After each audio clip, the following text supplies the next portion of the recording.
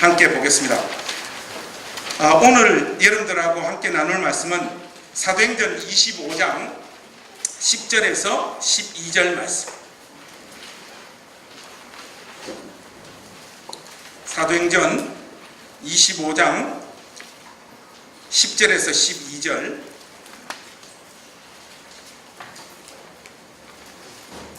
우리 그렇게 긴 말씀이 아니니까 우리 세 절을 우리 한 목소리로 이렇게 쭉 같이 한번 읽었으면 좋겠습니다. 여러분들 준비되셨죠? 자, 10절부터 우리 같이 읽겠습니다. 시작. 바울이 이르되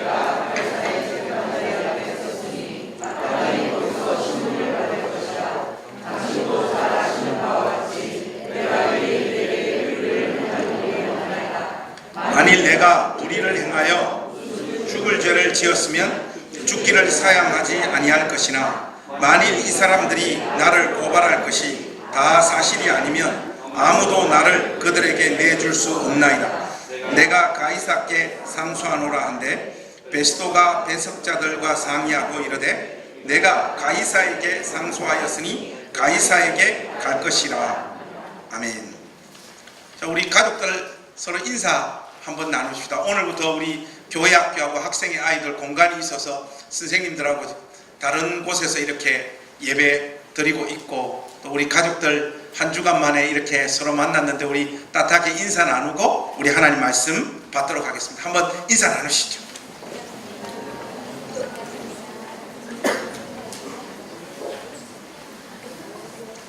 인사가 어째 좀 설렁합니다. 네.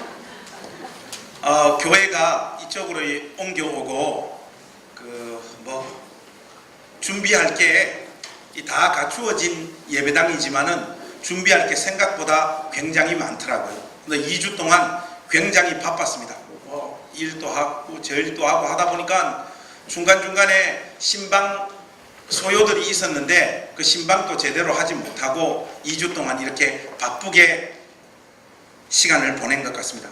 하니까 이제 정리를 하다 보니까 맨 마지막에는 제가 여기 와서 설교 준비도 하고 또 전사님들하고 사무도 봐야 되는 컴퓨터가 저 손에 이제 잘 있고 이래야 되는데, 처음에 저희들이 재물조사할 때는 컴퓨터가 넉넉하게 있는 줄 알았는데 이렇게 보니까 컴퓨터가 한 대가 모자라더라고요. 그래서 이걸 어떻게 하면 좋을까 고민하다가 한 대 구입을 할까 하다가 괜한 돈 쓸 필요가 없을 것 같더라고요. 왜냐하니까 저쪽 방송장비 놔두는 곳에 여러분 혹시 맥 컴퓨터라고 아십니까? 여러분들이 쓰는 것은 다 윈도우잖아요. 그거 말고 요즘 젊은 애들이 쓰는 컴퓨터는 맥 컴퓨터입니다. 맥. 전문적인 용어로는 맥켄토시 맞습니까? 예.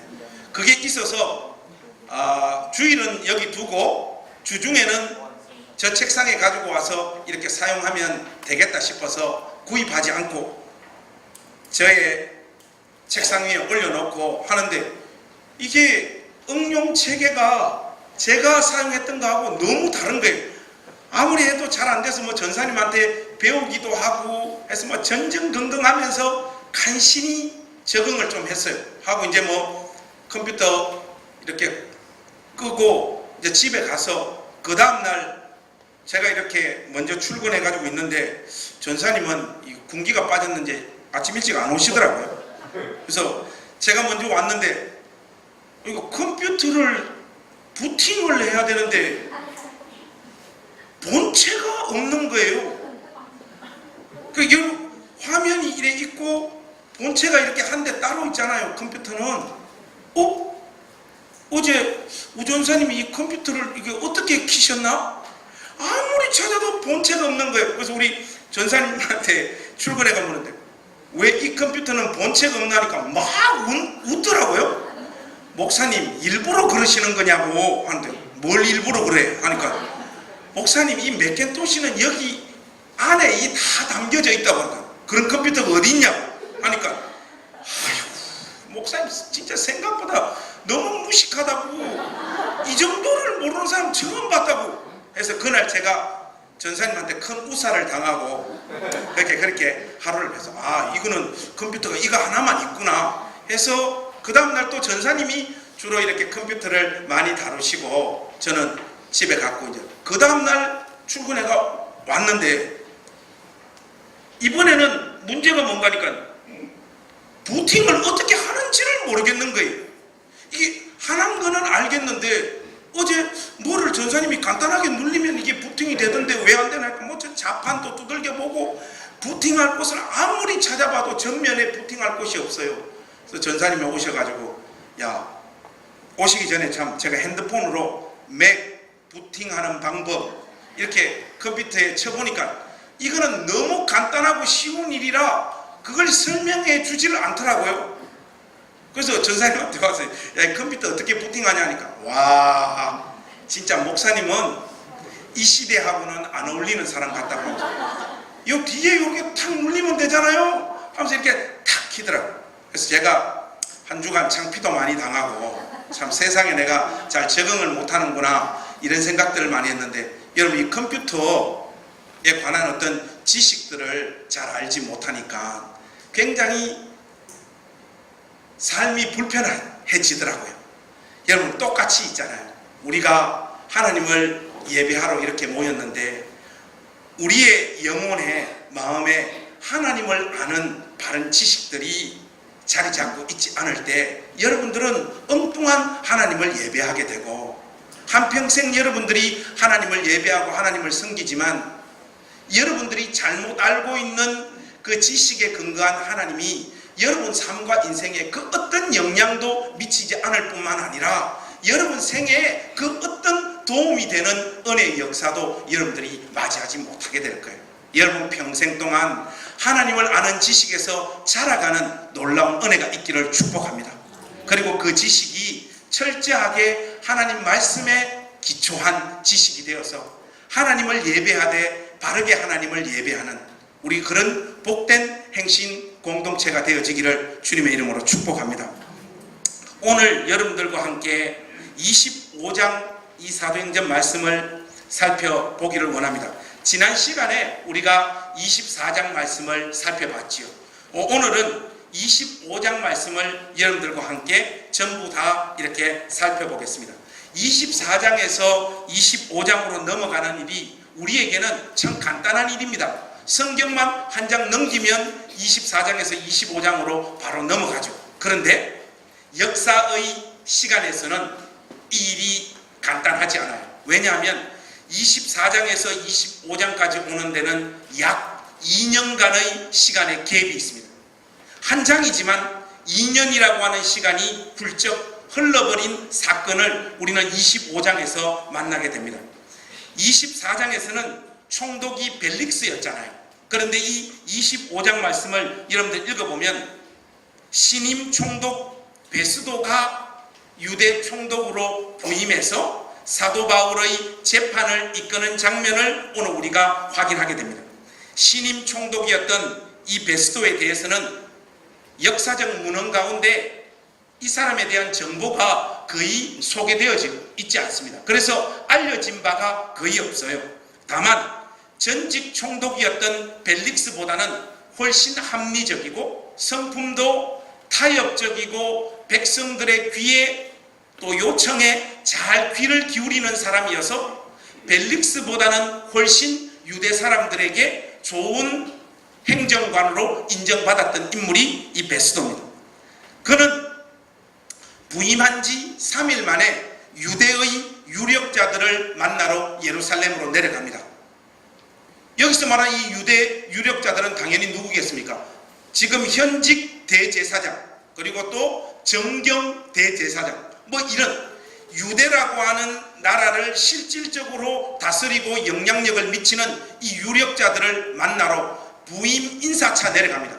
부임한 지 3일째 되는 날만에 내려가는데 당연히 유대의 유력자들은 신임 총독이었던 이 베스도가 자기들에게 호의를 얻기 위하여 부임하자마자 3일 만에 자기들에게로 내려온다는 것을 감을 잡고 있죠. 그래서 이 유력자들은 그런 베스도의 마음을 역이용해가지고 자기들의 요구를 도착한 베스도에게 바로 던져버립니다. 그 내용이 뭔가 하면 1절에서부터 3절에 나와 있습니다. 여러분들 한번 보십시오. 자, 1절에서부터 우리 3절도 소리내서 한번 같이 읽어보십시다. 시작. 베스도가 부임한 지 3일 후에 가이사랴에서 예루살렘으로 올라가니 대제사장들과 유대인들 중 높은 사람들이 바울을 고소할세 베스도의 호의로 바울을 예루살렘으로 옮기기를 청하니 이는 길에 매복하였다가 그를 죽이고자 함이더라. 여러분, 이 유대인들의 수법은 2년 전과 전혀 달라진 것이 없습니다. 2년 전 벨릭스 총독 때도 유대인들이 관계를 꾸몄던 방법이 바로 이 방법이었잖아요. 길만 달라졌습니다. 그때는 예루살렘에서 가이사랴로 옮겨가는 도중에 사칼이라고 하는 암살 모의 집단들이 숨어서 사도 바울을 죽이려고 했는데, 이번에는 거꾸로 사도 바울이 지금 가이사랴에 있는데 재판을 예루살렘에서 할 수 있도록 신임 총독이여 우리의 부탁을 들어주소서 그렇게 말하고 있는 거예요. 왜 그런가 하면 가이사랴에서 예루살렘으로 옮겨오는 도중에 숨어 있다가 동일한 방법으로 사도를 죽이려고 했던 것이 이 유대 사람들이 가지고 있었던 계획이었기 때문에 그렇습니다. 참 인간이라고 하는 존재는 변하지 않는 것 같아요. 특히 사람에 대한 미운 감정이 우리 영혼 속에 이렇게 새겨지게 되어지면 그것이 자기가 원하는 방식으로 이 원한이 풀어지거나 문제가 해결되어지지 않으면 그 미운 감정을 끝까지 가지고 있는 존재가 우리 인간인 것 같습니다. 그러나 유대 유력자들의 이 간곡한 요청에도 불구하고 베스도는 그들의 청을 들어주지 않습니다. 왜 그런가 하면 그는 로마의 행정관이었기 때문에 로마 시민권을 가진 사도 바울에게는 철저하게 로마법을 적용해야 되기 때문에 그들의 청을 받아주지 않습니다. 동시에 베스도는 만일 여러분들께서 고소할 확실한 내용을 가지고 있다면 가이사랴로 오셔서 거기에서 사도를 고발하라 그렇게 이야기를 합니다. 이 제안 앞에 유력자들도 어쩔 수 없어서 전부 다 가이사랴로 넘어와요. 넘어와서 그곳에서 사도 바울을 2년 만에 재개되어진 이 재판에서 다시 사도 바울의 죄목을 구체적으로 열거하면서 사도 바울을 고발합니다. 그런데 재판관 역할을 했던 베스도가 그 이야기를 쭉 들어보니까 이번에도 역시 결정적인 증거가 없습니다. 유대인들이 사도를 고발하는데 결정적인 증거를 제시하지 못한 채 자기들의 주장을 끊임없이 쏟아놓고 있으니까 사도 바울을 죽이든지 어떤 법정인 명령을 내리지 못하는 상황이 되어집니다. 이 정도 되면 원칙대로 하자면 베스도가 사도 바울을 풀어주는 것이 맞습니다. 왜냐? 무죄가 입증되어졌기 때문에.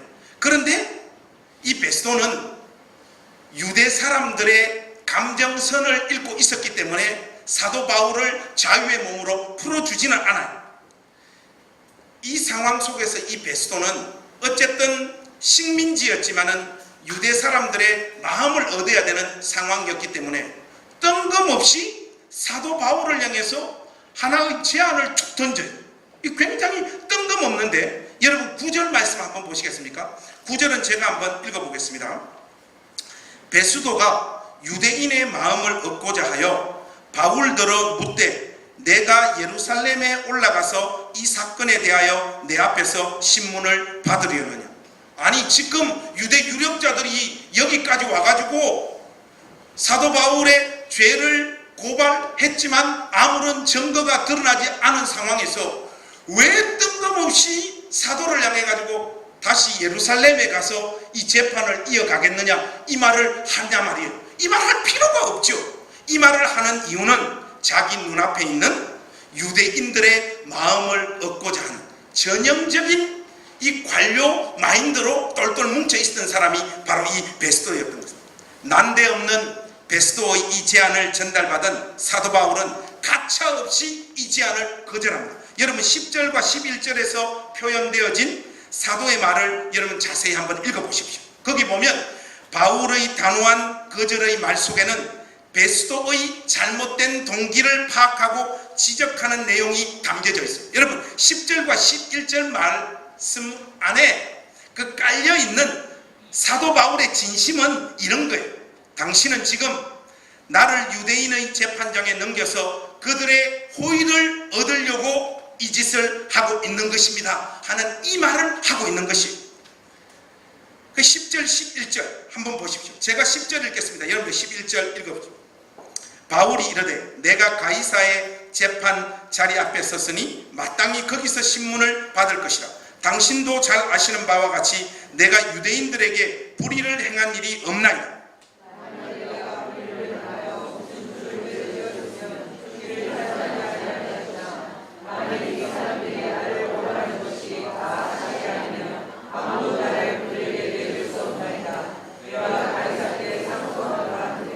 이 가이사에게 직접 재판을 받겠다는 사도의 단호한 의지 천명 앞에 베스도는 더 이상 다른 안을 생각해낼 수가 없습니다. 이 배심원들과 자기에게 행정적인 조언을 하는 사람들과 의논을 해서 사도의 이 의견은 수락하는 수밖에 없다. 그를 로마로 데리고 가서 가이사에게 재판을 받게 하는 방법밖에 없다. 그렇게 결론을 내리죠. 근데 이 재판이 이렇게 일단락 되어집니다. 이 재판이 마무리되고 난 후에 며칠이 지난 다음 누가 오늘 25장에 등장하고 있는가 하면요, 이스라엘 북쪽 지역을 다스리는 분봉왕 헤롯 아그리빠. 여기서 말하는 이 헤롯 아그리빠는 헤롯 아그리빠 2세입니다. 지난주에도 여러분들에게 말씀드렸다시피 사도행전 12장에 등장하고 있는 헤롯 아그리빠 1세의 아들이, 그리고 이 사람의 할아버지는 마태복음에 등장하고 있는 헤롯 대왕입니다. 여러분들 조금 이해가 되시죠? 또 그의 아내라고도 하고 그의 여동생이라고 하는 이 버니게와 함께 신임 총독으로 임명되어진 베스도를 문안하러 가이사랴까지 찾아 내려와요. 함께 있는 동안 신임 총독이었던 이 베스도는 바울의 재판에 대해서 비교적 자세한 내용을 아그리빠에게 설명하고 전달합니다. 대부분의 내용들을 여러분들이 읽어보시면 아시겠지만 우리가 금방 살펴본 그 이야기를 반복해서 그대로 아그리빠 왕에게 전달하는 형식을 취하고 있습니다. 자세하게 살펴볼 내용이 다른 내용들이 거의 없습니다. 그런데 이 재판권에 대해서 총독 베스도가 어떻게 인식하고 있는지를 보여주는 결정적인 구절이 하나 등장합니다. 여러분 18절과 19절 말씀 한번 보십시오. 이 말씀이 오늘 설교에 있어서 아주 중요한 말씀이에요. 18절 19절 여러분들 우리 소리내서 한번 같이 읽어보십시다. 시작. 원고들이 서서 내가 짐작한 오직 자기들의 종교와 또는 예수라는 이가 죽은 것을 살아있다라고 바울이 주장하는 그 일에 관한 문제로 고발하는 것뿐이라. 지금 신임 총독이었던 베스도가 아그리빠 왕에게 어떻게 이야기하고 있는가? 내가 이거 쭉 재판을 확인해 본 결과 그들이 기소하는 이 내용들은 증거도 없을 뿐더러 사실도 아니고, 다만 내가 이 문제를 살펴보니까 이 바울이라고 하는 자가 예수라고 하는 한 인간이 죽었다가 살아난 그 사실에 관한 주장들을 하는 문제로 이 재판이 여기까지 지금 왔다라는 거예요. 이게 지금 베스도가 툭 던지는 말입니다. 쉽게 말해 베스도는 예수 그리스도의 죽으심과 부활하심을 언급하면서 지금 어떤 마음으로 어떤 뉘앙스로 툭 이야기를 하고 있는가 하면 별것도 아닌 예수라는 자의 죽음과 다시 살아남에 대한 믿음을 가지고 지금 이 재판이 진행되고 있습니다. 이런 뉘앙스란 말이죠. 당연하죠. 예수님과 아무런 상관이 없는 자연인 베스도의 입장에서는 예수님의 죽고 다시 살아나심이 무슨 큰 의미가 있겠습니까? 베스도가 인식할 때 바울의 운명이 사실은 자기 손에 달려 있잖아요. 예수의 죽으심과 부활하심을 믿어봐야 현실에서는 아무짝에도 도움이 안 되는 그 믿음 정도로 예수님의 죽으심과 부활하심에 관한 이야기를 아주 가볍게 그냥 툭 던지고 있는 베스도의 마음을 여러분들이 읽어내셔야 된다 이 말이죠.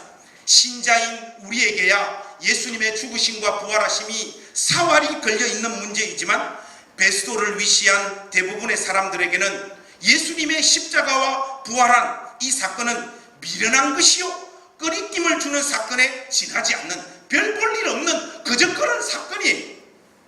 예수가 죽었다가 죽음으로 끝나든지 예수가 죽었다가 다시 부활했다라고 어떤 사람이 믿어봐야 그것이 현실 권력과 살아가는데 힘과 재물과 실제적인 능력을 가지고 있는 베스도의 입장에서는 그거 아무것도 아닌 사건이란 말이죠.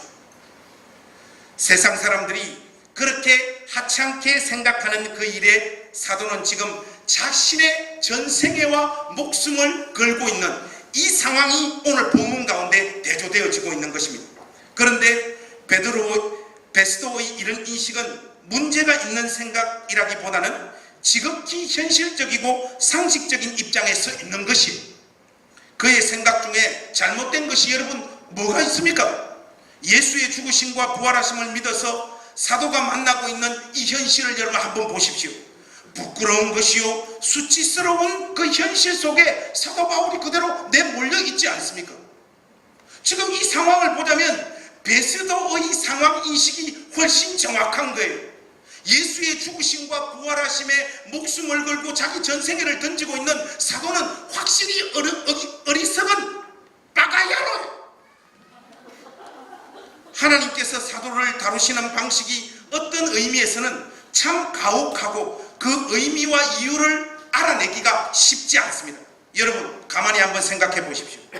하나님께서 그를 부르셔서 이방인의 사도로 삼으셨고 사도 바울을 역시 하나님의 부르심에 순종하여 그 일을 온전히 하나님 앞에 순종하며 충성스럽게 감당합니다. 사도는 자기 목숨보다 그리스도의 복음을 전하는 것을 더 소중하게 생각하면서 이 여정을 씩씩하게 걸어간단 말이죠. 하나님은 그에게 분명하게 말씀하셨어요. 네가 로마에 가서 복음을 전하게 되리라. 이 정도면 하나님 이제 그만하십시오. 제가 좀 쉬고 싶습니다. 이렇게 말할 법한데 그는 하나님의 그 계획에 순종하여 그 누구보다 로마로 달려가고자 안달이 난 마음의 상태로 주의 복음에 헌신하고 있단 말이죠. 문제는 바로 여기서 발생하고 있습니다. 아니 하나님 자신이 사도를 로마로 보내고 싶어 하시잖아요. 사도는 거기에 순종하고 저도 가겠다라고 말하고 있고요. 그런데 왜 벨릭스가 총독이었던 시절부터 시작해서 지금 이 시간까지 2년이라고 하는 시간 동안 깜빵에 사도를 집어넣어 가지고 아무런 의미도 없는 이 시간을 보내게 하냔 말이에요. 하나님 자신이 로마로 보내겠다고 했고 사도 자신도 로마로 가겠다고 하는데 왜 깜빵에 집어넣어 가지고 2년이라고 하는 시간 동안 총독이 바뀌는 이 상황, 재판의 상황도 보시면 24장과 25장의 재판의 내용이 거의 똑같습니다. 똑같은 일이 그냥 반복되어져요. 사도의 삶에는 뭐 이런저런 변화들을 전혀 우리가 찾아볼 수가 없단 말이죠. 말이 2년이지 여러분 2년이면요 군생활이에요. 사람에게 가장 가혹하고 힘든 것이 무엇인가 하면 이것도 아니고 저것도 아니고 도대체 무엇을 어떻게 해야 할지 모르는 상황 속에서 자기에게 다가오는 일상을 견뎌내는 것이에요. 이게 깜빵에 갇혀가지고 있지 않습니까? 2년이라고 하는 이 시간 동안 아무런 변화도 없이 그 시간의 흐름에 자기 인생을 맡겨놓고 있는 거예요. 이거 정말로 고통스러운 겁니다. 저의 인생에서 이 사도와 견줄 바는 아니지만 비스무리한 일은 있었어요. 제가 신학교를 졸업하고 우리 고향교회 울산으로 내려갔을 때 그때 제가 우리 김정미 여사님하고 연애를 하고 있었던 시절인데 우리 목사님이 저를 그렇게 썩 좋아하시는 분이 아니셨는데 김전사 같이 우리 한번 사역을 해보자. 저를 적극적으로 이렇게 부르시더라고요. 그래서 지금 목사님이 나를 귀하게 보시는가 보다 해가지고 고향에 내려갔는데 제가 부임하자마자 바로 그 다음 주에 목사님이 뭘 선언을 하시는가 하면 새 예배당을 건축하겠다. 이미 제가 내려가니까 땅하고 벌써 다 사놨더라고요. 그래서 저는 우리 고향교회에서 3년 동안 사역을 했는데 그 교회 건축을 3년 동안 했어요. 다른 사역은 제가 뭐 했는 거 별로 기억도 안 나는데 저의 역할이 뭔가 하면 예배당을 산에 지었거든요. 산에 우리 교회가 그 백양산 그 산에 가장 먼저 건축을 택지를 잡아서 가장 먼저 시작했기 때문에 아무것도 없어요. 저녁 되면 그냥 깜깜합니다. 근데 거기에는 건축 자재가 이렇게 있잖아요. 목사님께서 이 건축 자재가 중요하니까 김전사가 이걸 지켜야 되겠다 하면서 저한테 개를 한 마리 주시더라고요. 그 개 이름이 둑술이라고 제가 이름을 지어줬어요. 이 둑술이하고 저하고 3년 동안 그 산에서 살았어요. 건물이 없어가지고 저는 어디서 살았는가 하면 컨테이너 박스, 목사님이 또 은혜로 컨테이너 박스 하나 주시더라고요. 컨테이너 박스에서 둑술이하고 저하고 밤마다 둑술아 별 하나, 별 둘, 별 셋, 이렇게 하는데 그때 저 기억으로는 제가 사례비를 90만 원인가 이렇게 받았어요. 근데 이제 저 나이도 그렇고 연애를 한참 하고 있었기 때문에 저는 뭐 그렇게 결혼을 서두르고 싶은 마음이 없었는데 우리 집 사람이 언제 결혼하냐? 빨리 결혼을 하고 싶다고 저보고. 여러분 결혼을 그냥 합니까? 돈이 있어야 결혼하잖아요. 우리 집은 아무것도 뭐 고향 내려가 보니까 아버지 돌아가시고 우리 어머니 그냥 단칸방에서 이렇게 혼자 이렇게 살고 있는 그 상황에 엄마 뭐 결혼을 해야 되는데 돈이 좀 있나? 집에 뭐 돈이 하나도 없죠. 90만 원 받아가 엄마하고 나하고 뭐 11조 내고 성경금 내고 감사한금 내고 교회 왜 이래 헌금 종류가 많은지 모르겠어요. 우리 저희 헌금 종류 좀 줄여야 될 것 같아요. 뭐 헌금 내고 나면 돈이 없잖아요. 그러다 보니까 저의 미래를 위해 우리 집사람을 데려오기 위해서 저의 미래를 준비할 수 있는 그 어떤 여건도 저 가운데 열리지 않는 거예요.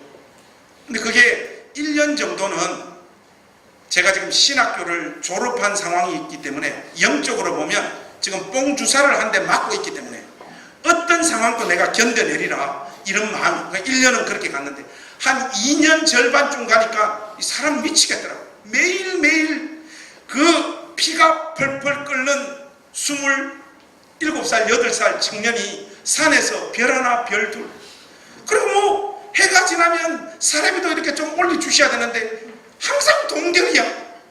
목사님 사례비는 왜 그렇게 쭉쭉쭉쭉 잘 올라가는지 모르겠어요. 그래서 제가 그 목사님을 안 좋아합니다 지금도. 그래서 거기서 시간을 보내는데 마음이 이게 굉장히 불안하더라고요. 도대체 내 인생이 이거 어떻게 굴러가나. 내가 이 컨테이너 박스에서 이 개하고 자제 지키려고 신학교 졸업했나. 그리고 실질적으로 사역하고 설교하고 아이들 돌보고 할 이런 기회들은 저 가운데 안 오더라고요. 그러니까 아침 일어나면 목사님도 이래 예배당 지으니까 새벽 기도를 김전사가 예배당하고 가까이 있으니까 김전사가 인도해요. 목사님 새벽 기도가 안 나. 그래서 3년 동안 새벽 기도로 하루를 열고 6시부터는 왼종일 그냥 노가다인 거예요. 노가다 3년 동안 노가다. 얼굴 까맣게 타고 지금도 그래서 아직 이 피부가 회복을 못하고 있지 않습니까? 그때 다 까맣게 타버린. 시간이 그렇게 계속 속절없이 흘러가니까 한 3년차 가니까 어떤 생각이 드는가. 하나님, 저 여기 뭐하러 보내셨어요? 내 신학교 졸업할 때 그러면 망치하고 미장을 훈련시키시지 뭐하러 저를 여기 집어넣어가지고 지금 제가 도대체 뭐하고 있는지를 모르겠습니다. 그렇게 하나님 앞에 항변하고 이야기를 해봐야 아무런 의미가 없잖아요. 그래서 그 삶을 3년을 이렇게 보냈던 기억이 지금도 생생한데, 하나님 자신이 시작하시고 자신이 사명을 주시고 자신이 가라 명령하셨으면서 왜 그 일을 특별한 일도 없이 지연시키시며 의미 없는 시간을 끊임없이 깜빵에서 2년 동안 사도 바울로 하여금 보내도록 이 삶 속으로 사도를 왜 몰아붙이고 있냐 말이에요. 우리에게, 제가 저의 경험을 여러분들에게 말씀드렸습니다마는, 보통 주를 위해 살겠다, 주님을 위해서 충성하겠습니다, 하나님 내게 은혜 주셨으니 제가 이 길을 가겠습니다 하고 그 길을 나섰는데, 분명히 은혜를 주셨고 복된 중심으로 이 일을 감당하겠다라고 나선 그 사람에게 전혀 예상 밖의 현실로 삶을 몰아갈 때, 보통 사람들은 어떤 상황으로 이 마음의 결이 흘러가는가 하면, 저의 경험과 성경 안에 있는 여러 사람들의 상황들을 이렇게 살펴보니까, 첫 번째는요, 사람의 기질과 믿음의 성향에 따라서 의심을 하기 시작하는 사람들이 생기더라고요. 의심, 자신의 믿음의 세계와 자신이 부름받고 있는, 또 주를 위하여 충성하겠다라고 하는 이 길에 대한 확신이 조금씩 옅어지다가 사라지기 시작하죠. 제가 전형적인 이 케이스인데, 잊지도 않는 하나님, 교회 학교에서 세뇌교육 제대로 받아가지고 잊지도 않는 하나님을 내가 지금 믿고 있는 것은 아닐까, 이런 감정선까지로 막 이렇게 마음이 흘러가더라고요. 주님께서 나를 부르시지도 않으셨는데 내 스스로 이 셀프 안수를 주고 이 자리까지 온 거 아닌가. 학생회장 한 번 한 것을 소명으로 착각하고, 그 주님께서 부르신 것이라고 착각하고 내가 이 자리로 내 의지를 가지고 여기까지 달려온 것은 아닌가. 뭐 이렇게 마음의 결이 흘러갑니다. 여러분은 여러분의 신앙의 여정과 주님을 위해서 살겠다라고 나선 여러분들의 삶의 현실이 전혀 여러분들이 기대하고 소망하지 않았던 자리로 내몰릴 때 이런 의심 해보신 적 없습니까? 지독한 회의와 지독한 의심 가운데 빠져들어서 영적으로 완전 디프레션이 돼버린 그 상황에 여러분 삶과 신앙의 여정이 내몰려 본 적이 없습니까? 주변에 보면 그런 분들이 꽤 많은 것 같아요. 이런 분들이 계시고요. 또 한 부류가 어떤 부류인가 하면, 속았구나, 이런 감정에 사로잡히는 분들도 꽤 많으시더라고요. 불평, 불만에 온갖 신경질과 스트레스가 찾아옵니다. 예레미야가 바로 이런 경우인데요. 여러분, 우리 말씀 한번 열어봅시다. 어디로 가시는가 하면 예레미야 20장으로 한번 가보십시오. 여기 보면 예레미야가 이런 고백을 합니다. 예레미야 20장 7절에서부터 9절입니다. 여러분 한번 보십시오. 예레미야 20장 7절에서부터 9절. 제가 7절 읽겠습니다. 여러분들 8절 읽고 9절은 같이 하십시오. 주님, 주께서 나를 속이셨으므로 내가 주께 속았습니다. 주께서는 나보다 더 강하셔서 나를 이기셨으므로 내가 조롱거리가 되니 사람들이 날마다 나를 조롱한. 여러분들 가지고 개역 개정 성경이죠. 이게 표준 세번역이니까 제가 여러분들 읽어드릴게요. 한번 들어보세요. 8절 제가 다 읽겠습니다. 내가 입을 열어 말을 할 때마다 폭력을 고발하고 파멸을 외치니 주의 말씀 때문에 나는 날마다 치욕과 모욕거리가 됩니다.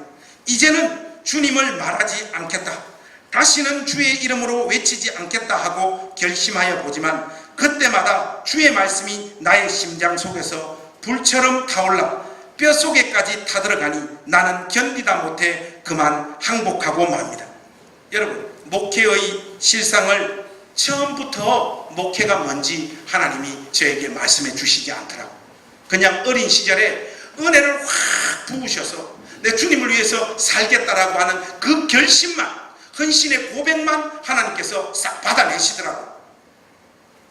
그러나 도무지 그 현실을 감당하기에는 저의 인격과 실력이 따라주지 않아가지고 울어야 되는 날에 저 역시 예레미야가 쏟아놓았던 이런 기도를 하나님 앞에 참 많이 올려드렸던 것 같아요. 하나님 완전 저를 속여버리셨고, 목회가 이런 거면 제가 안 하지요. 왜 이런 거라고 말씀하시지 않고 부흥사들이 설교하면 사람들이 좋아하고 좋은 대접받고 목사님 하는, 딱 보면 목사가 좀 교회에서는 가오가 나오잖아요. 그런 마음들의 흥분이 일꾼이 되어서 이 소명이라고 하는 마음을 하나님께서 이렇게 알고 보면 뭐 저의 욕심이 미혹되어진 거지만 그런 마음이 섞여서 저의 머릿속에서 목회라고 하는 현실을 나름 이렇게 그리고 있습니다만 막상 현실에 와보니까 이 목회라고 하는 것이 제가 알고 예상했던 것과는 완전히 다른 이 상황 속에서 하나님, 제가 하나님 앞에 완전 속았습니다. 이렇게 목회였으면 저는 이 길을 오지 않았을 것입니다.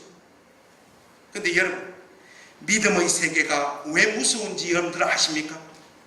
마음에 들지도 않고 그 의미도 모르겠는데 그것을 내가 가진 의지로 인위적으로 이 믿음을 버리지 못한다는 거예요. 이게 사람을 미치게 만드는 겁니다.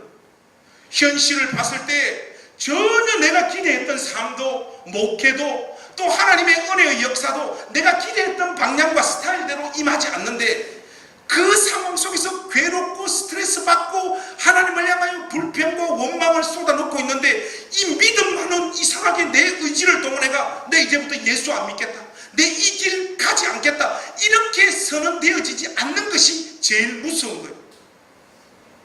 이것이 신자의 보편적인 신앙의 경험입니다.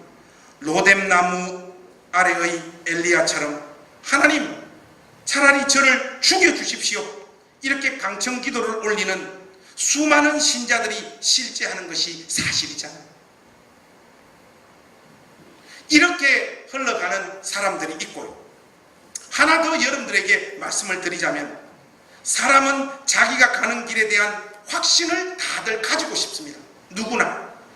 그게 분명하지 않으면 그 다음 케이스는요, 자기가 지금 열심히 달려가고 있는 이 길을요 일정 부분 조종하기 시작합니다. 이 무슨 말인가 하면 지금 이대로 갔다가는 예레미야의 고백처럼 내가 사람들의 조롱거리밖에 되어지지 않겠다, 주를 위해 살겠다고 호기 있게 나섰는데 이거 뭐 가만 보니까 내 인생과 신앙 여정을 통해서 하나님이 나와 함께 하신다라고 하는 것을 전혀 다른 사람들에게 보여줄 수 없는 상황이게 될 때요, 사람들에게 자기가 하나님의 사랑을 받고 있다라는 것, 하나님의 은혜를 받고 있다라고 하는 가시적인 어떤 것들을 사람들에게 보여주기 위해서 처음의 길에서 자기가 인위적으로 하나님의 역사를 만들어서 사람들에게 소개하기 시작을 하는, 그렇게 함으로 자기의 자존심도 지키고 하나님과 함께하는 사람이라고 하는 인식도 믿음의 권속들에게 주고자 하는 사람들이 생깁니다. 신학교 시절에 저희 친구가 하나 있었는데 저야 뭐 그냥 꾸역꾸역 이 길을 걸어왔습니다만 내 친구가 자기가 받은 이 소명이 너무 막막한 거예요. 이대로 갔다가는 자기는 뭐 말재주가 있는 것도 아니고 사람들에게 가르치는 은사와 능력도 있는 것 같지도 않고 또 신학교를 졸업하면 자기 길을 누가 이렇게 좀 밀어주고 후원해 줄 수 있는 기도 그룹이나 이런 사람이 있는 것도 아니어가지고 고민을 가지고 있다가 길이 막막하니까 길이 막막한 상황에서는 누구를 찾아가게 되잖아요. 얘가 누구를 찾아갔는가 하면 예언기도하는 권사님을 찾아갔어요. 그래서 이 권사님한테 예언기도를 받았는데 저 친구가 어떻게 받았는가 하니까 이 길은 전사님 길이 아닙니다 하니까 얘가 그 권사님 만나고 와서 엄청 기뻐하는 거예요.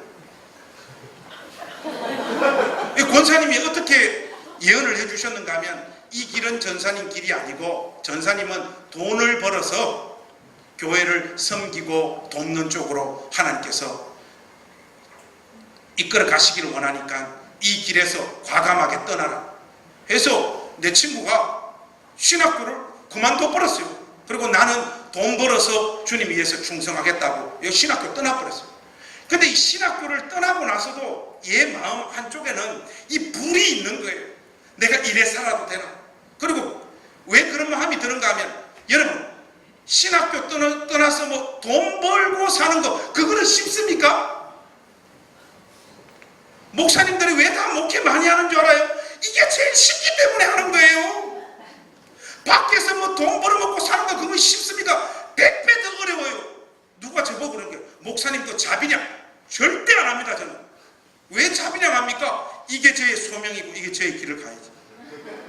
여러분 바깥에서 일해가지고 돈 벌어먹고 사는 게 얼마나 힘들까? 여기 가니까 돈이 벌어집니까? 그 수능 성적에 뭐 해가지고 돈을 많이 벌 거예요. 내 친구가 이게 길이 다 어그러지고 무너지는 거예요. 하다 보니까 또 이 마음에서는 주님 위해서 살고 싶은 이 불이 있고 이 사이에서 얘가 이 갈등하다가요, 얘가 목매달아가 자살했거든요.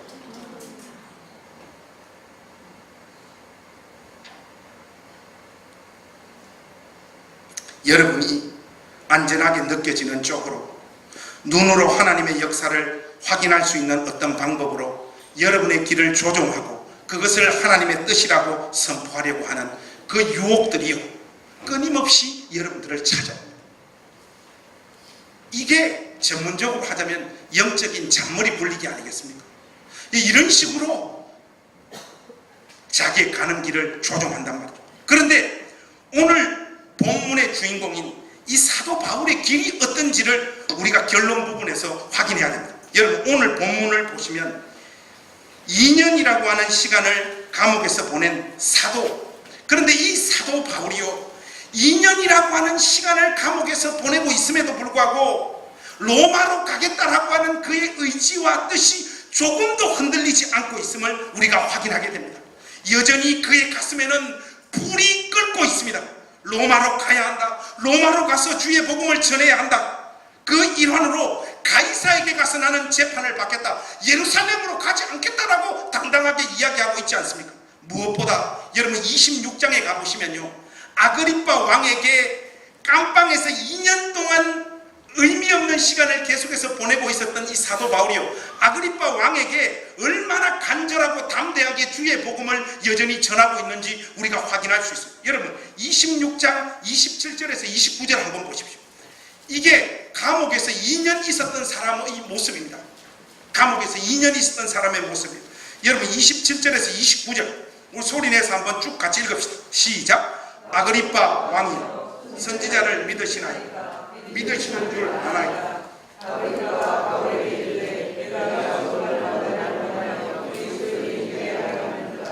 바울이 이르되 말이 적으나 많으나 당신뿐만 아니라 오늘 내 말을 듣는 모든 사람도 다 이렇게 결박된 것 외에는 나와 같이 되기를 하나님께 원하나이다 하니라. 여러분 감방에서 2년을 보낸 사도 바울의 이 심장이요 여전히 그리스도의 은혜로 그리스도의 복음으로 들끓고 있는 거예요. 사도와 동일한 처지에 내몰렸던 인물들이 성경에는 꽤 많습니다. 그리스도를 위해 수고하다가 감옥에 수감된 인생들이죠. 그 중에서도 지금 이 사도 바울과 가장 유사한 상황에 내몰린 사람이 누구냐? 침례 요한입니다. 세례 요한이 아니고 침례 요한. 그리스도의 길을 예비하기 위해 부름을 받은 이 침례 요한은 그 누구보다 진실하고 열정적으로 그의 사역을 감당합니다. 유대 사회의 정치 종교 권력자들의 눈치를 보지 않고 선지자답게 그는 하나님 말씀을 마음껏 외쳤고 그 덕에 감옥에 수감되어지죠. 그렇게 뜨거웠던 믿음의 사람의 마음도요, 감옥 안에서 돌아가고 있는 일의 형국을 볼 때 그의 가슴 속에서 의심이 쑥 찾아왔던 것 같습니다. 이 땅에 오신 메시아라는 그 예수가 정말로 오시기로 한 그 메시아가 맞는가? 왜냐하니까 예수님의 모습, 예수님에 관한 소문을 듣고 있다 보니까 이것은 구약 성경에서 말하고 있는 그 능력 있는 메시아의 모습이 아닌 거예요. 그래서 이 고민 속에 침례 요한은 자기의 제자들을 예수님에게 보내서 오실 그이가 정말로 당신 맞습니까? 그 사실을 물어보라고 그들을 보냅니다. 바로 이 부분이 오늘 설교의 분수령이 되어지는데, 여러분 제가 한번 읽어드릴게요. 누가복음에 보시면 이런 말씀입니다. 요한의 제자들이 이 모든 일을 그에게 알리니 요한이 그 제자 중 둘을 불러 주께 보내어 이르되 오실 그이가 당신이 오니이까 우리가 다른 일을 기다리오리이까 하라 하매 그들이 예수께 나아가 이르되 침례 요한이 우리를 보내어 당신께 여쭈어 보라고 하기를 오실 그이가 당신이 오니이까 우리가 다른 이를 기다리오리이까 하더이다 하니 21절에 마침 그때 예수께서 질병과 고통과 및 악귀 들린 자를 많이 고치시며 또 많은 맹인을 보게 하신지라 예수께서 대답하여 이르시되 너희가 가서 보고 들은 것을 요한에게 알리되 맹인이 보며 못 걷는 사람이 걸으며 나병 환자가 깨끗함을 받으며 귀 먹은 사람이 들으며 죽은 자가 살아나며 가난한 자에게 복음이 전파된다 하라. 누구든지 나로 말미암아 실족하지 아니하는 자는 복이 있도다 하시니라. 여러분, 이게 무슨 말씀입니까? 지금 예수님은 침례 요한이 가지고 있는 그 의문에 분명한 답을 주고 계신 것입니다. 나는 바쁘다. 병을 고치고 갇힌 사람을 해방시키고 죽은 사람을 살리고 기쁜 소식을 전하는 등 메시아 노릇이 참으로 바쁘다. 하지만 네가 이 모든 사건에 무슨 의미가 있느냐라고 묻는다면 내 답은 단호하다. 나는 너에게는 가지 않을 것이다. 헤롯이 너를 마음대로 처치하여 너를 죽음의 자리로 내몰 수도 있을 것이다. 내가 다른 사람들에게 메시아로서 기적을 행하는 그 순간인대로 철저하게 너에게는 그런 메시아의 기적이 나타나지 않는 상황 속에서도 네가 나를 향한 이 믿음에서 떨어지지 않다면 너는 참으로 복된 자이다. 예수님께서 이 사실을 지금 이야기하고 있는 것입니다.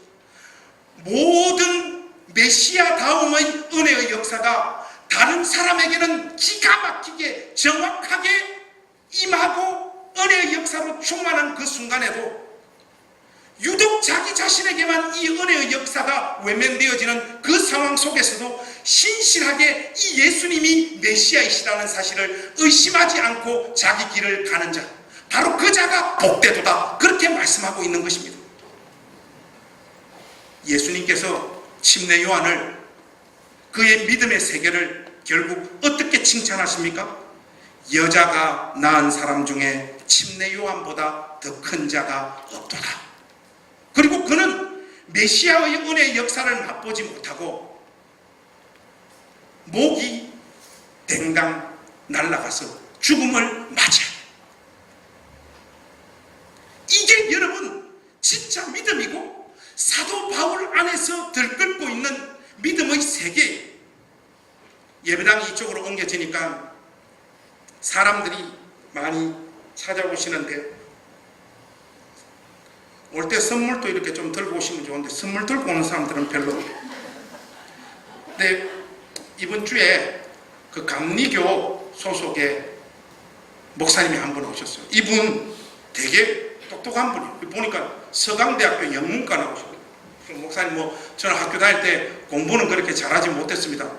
목사님들은 왜 말하시는 이 어법이 속에 있는 걸 솔직하게 말을 그렇게 안 하시는가 몰라요. 아니 서강대 영문과 갔는데 공부를 못했으면 감신 나온 우전사님이나 침신 나온 저는 지금 한강에 가서 지금 온도 재야 돼요. 뛰어내릴지 말아야 돼요. 이분이 서강대 영문과 나와서 아주 엘리트죠. 똑똑한 사람입니다. 똑똑한 사람인데 목사님 지금 제가 들어보니까 목회하신 지가 7년 되셨다. 7년 되셨는데 성도가 목사님 교회가 많이 안정되셨습니까? 이렇게 물어보니까 목사님 부끄러운 이야기인데 어쩌다가 한 번씩 이렇게 우리 교회에 오는 사람은 있는데 우리 교회에 등록한 그래서 매주 정기적으로 우리 교회에 출석하고 있는 사람은 아직 한 명도 없다는 거예요. 7년이 된 서강대 영문과. 그래서 목사님 앞으로 어떻게 하실 거냐고 하니까 계속 해야지요 그러더라고요. 사모님은 안 힘들어 하십니까? 하니까 우리 집사람은 성격이 좋아요 이러더라고요. 한편으로는 참 답이 없고 참 속이 없는 인간이다 이런 생각도 들면서 참 내가 만약에 저 상황 같았으면 어땠을까? 제가 이 이야기를 전사님하고도 좀 같이 나눴어요. 우전사 네 같으면 어떻게 하겠노 하니까 목사님 당장 때려치웠죠. 전사님이 믿음이 나쁜 게 아니고 저도 똑같았을 것 같아요. 여러분 지금 이런 정도 상황에 내몰리면 그 쏟아지는 자괴감과 그 괴로움이라고 하는 것은 말로 이루 다 할 수가 없죠. 그래서 어쨌든 이 목사님 케이스가 하나 있었고, 또 저 친구가 저 경상도에서 목회를 하는데 페이스북에 글을 한 편 이렇게 써 올렸더라고요. 또 보니까 제가 이 교회 상황을 좀 알거든요. 이 교회는 어른들이 그래도 한 10가정 정도 있습니다. 교인들이 한 20명, 25명 정도 돼요. 어른들이. 그 정도 되는데, 글을, 어떤 내용의 글을 썼는가 하니까 11월 한 달 성도들이 낸 헌금을 정산해 보니까 우리 가족들이 낸, 그러니까 목사님 가족 말이죠. 목사님 가족들이 낸 그 헌금을 빼고 한 달 동안 성도들이 낸 헌금이 10,000원이다.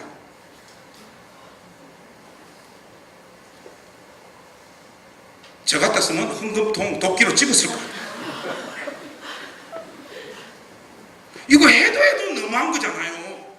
우리도 조금 너무한 교회이긴 한데 이거는 뭐 저의 어떤 케이스는 갖다 붙일 수도 없는, 그래서 이제 결론에 괴롭다, 더 이상 이 길을 못 가겠다 이렇게 해야 되는데, 이 결론분의 글을 내 친구가 어떻게 썼는가 하니까 성도들이 진짜 힘들긴 힘든가 보다.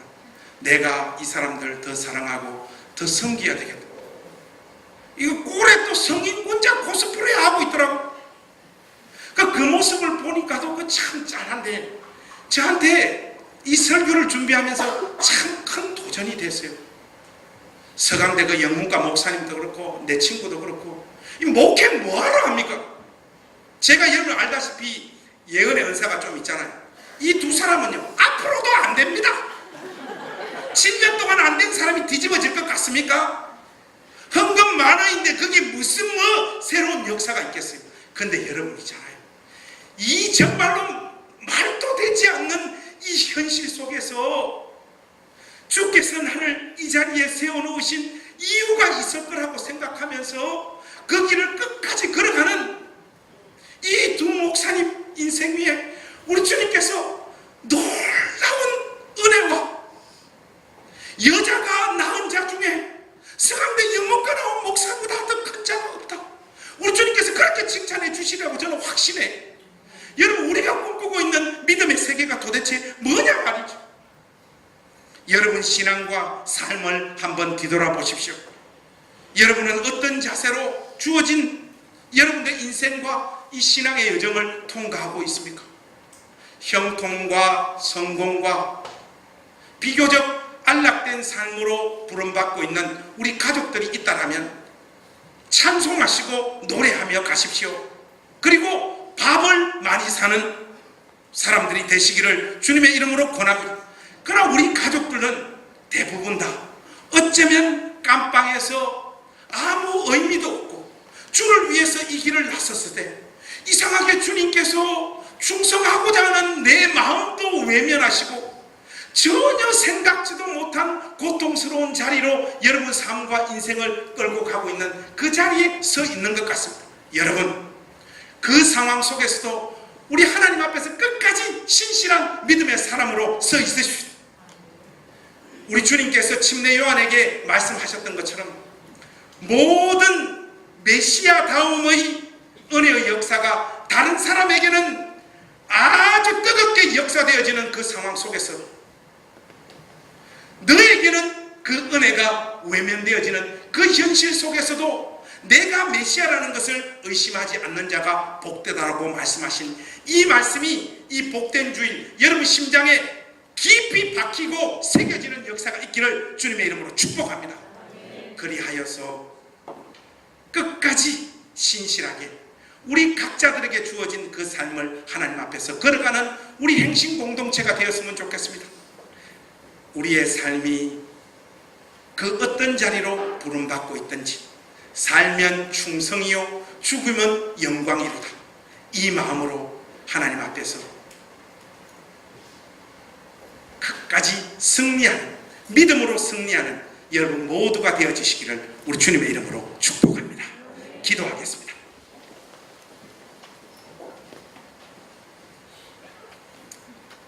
하나님, 우리가 만약 주를 위하여 길을 나섰는데 감옥에서 2년 동안 갇혀 있게 되면 우리의 마음의 상태와 우리의 의식은 과연 어떤 스타일로 움직여질까요? 아니, 하나님, 지금 현재 하나님께서 우리를 이끌어 가시는 그 방식에 대해서 우리는 원망하고 있지는 않는지, 의심하고 있지는 않는지, 아니면 적당하게 조정해서 하나님이 나와 함께 하고 있다는 걸 다른 사람들에게 보여주고자 하고 있지는 않는지 우리 자신들을 뒤돌아보기를 원합니다. 하나님, 믿음 없는 저희들 간절히 하나님 앞에 구하오니 우리에게도 사도 바울과 침례 요한이 걸어갔던 그 믿음을 주시옵소서. 그걸 주셔서 아무런 의미를 찾을 수 없는 우리의 삶의 실존의 순간에도 끝까지 충성할 수 있도록 도와주시옵소서. 흔들리고 있는 우리 가족들의 마음을 붙잡아 주시고 거기에 이 복된 주일 한없는 은혜를 부어주셔서 또다시 한 걸음 걸어갈 수 있도록 하나님 은혜의 역사로 함께하여 주시옵소서. 예수님의 이름으로 기도하옵나이다. 아멘.